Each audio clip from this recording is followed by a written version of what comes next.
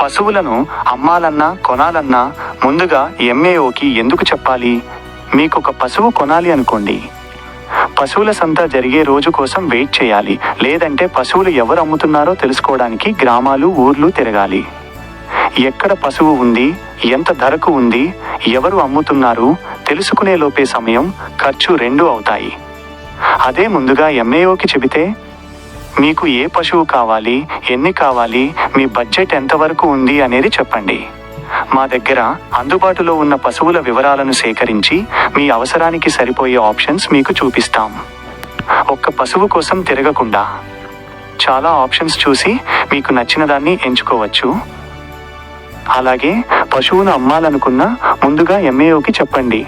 మీ పశువు ఫోటోలు, వీడియో, ధర వివరాలు మాకు పంపండి.